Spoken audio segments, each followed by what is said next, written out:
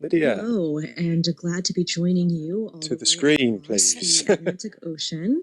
And I hope that the audio and video are working. I will say the most embarrassing experience that I've had when trying to educate about disability justice was about 10 years ago. I was speaking to an audience of about 1,200 people, and about halfway through, when attempting to show a 2-minute video, which worked perfectly during accessibility checks and tech checks in advance of the event, it ceased to function, as 1,200 sets of eyeballs are all focused on me. And I can tell you that if you think that that might be the worst thing that's ever happened, I can promise that that is not the case. Probably the worst experience that I've had is, like many of my fellow advocates, having to be in a room where everybody around me isn't sitting rapt with attention, waiting to hear what I have to share, but rather in a room where every single person there questions my very humanity. And that also happened about the same year, about 10 years ago, in front of a federal government expert panel that was debating whether or not it would be considered within the bounds of acceptable medical practice to subject disabled people to painful electric shock as a form of behavioral modification.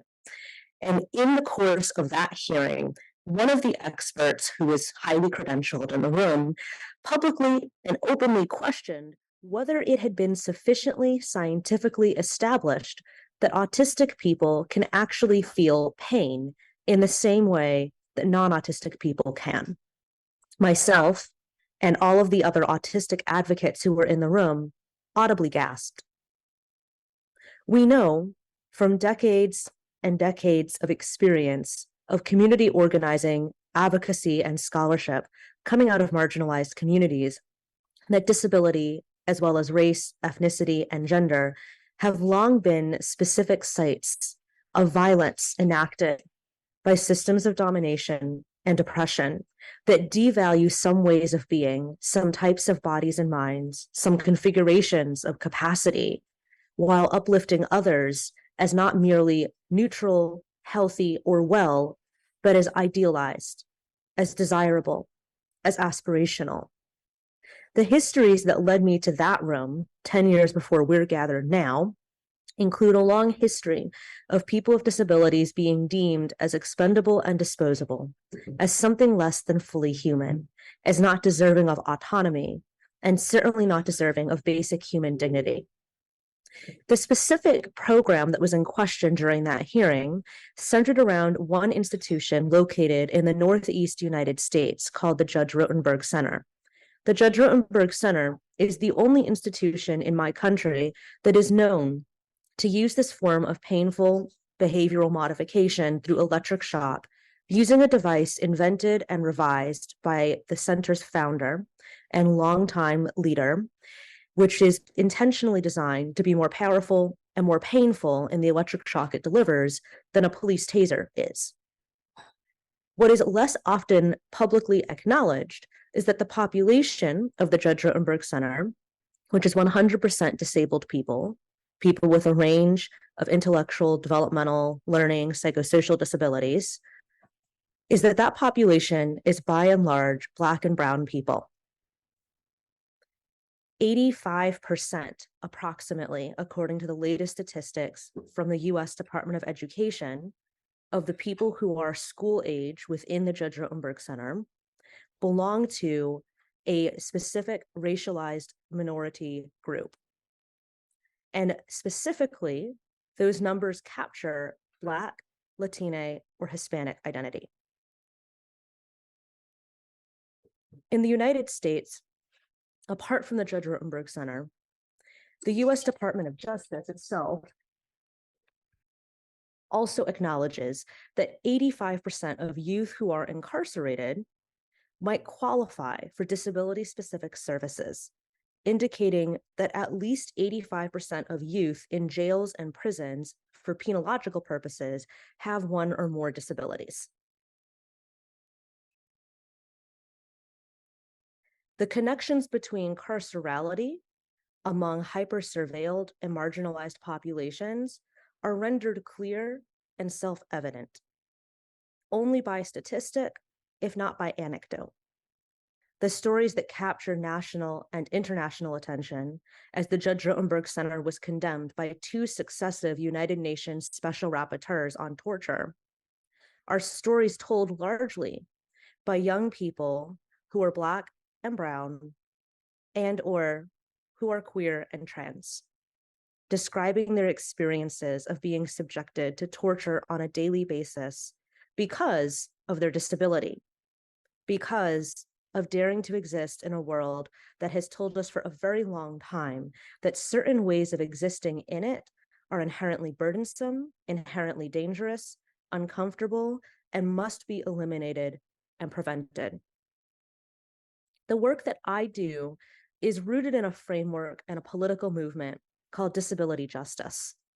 And that term has frequently been described, and I would argue co-opted, in a wide range of applications, ranging from charity and NGOs to governmental institutions and to the academy. It is now common to see disability justice focused programs, centers, initiatives, and organizations that use that term in their name or in their mission statement, but do not understand the roots or the foundations of the disability justice framework and movement. Disability justice as a framework was co-created between 2005 and 2006 by a coalition of disabled activists, artists, organizers, and advocates. A coalition that was entirely comprised of Black and brown disabled people, of queer and trans disabled people, and specifically of many queer and trans disabled people of color. Some of the names of the people who created this framework are Patricia Byrne, B-E-R-N-E, Leroy Moore, Mia Mingus, M-I-N-G-U-S, Aurora Levins, L-E-V-I-N-S, Morales, and Sebastian Margaret. There are many others, but I believe in the necessity, the importance, and the militance of naming ancestors and elders in our communities, in our struggles, in our movements. The people whose names I've shared just now are living now. They are building, and they are organizing, and they are creating now, nearly 20 years since the disability justice framework was created. This framework is centered on an understanding that disability is an experience that we live with. Disability is an experience that affects our bodies and minds and our interactions in society differentially. In other words, we do not experience ableism in the same way. Most private institutions where people with disabilities are institutionalized in the United States, if they are receiving private funding, tend to be populated by people whose families belong to a socioeconomic bracket in which they're able to afford the private cost of residential, institutional, quote unquote, care.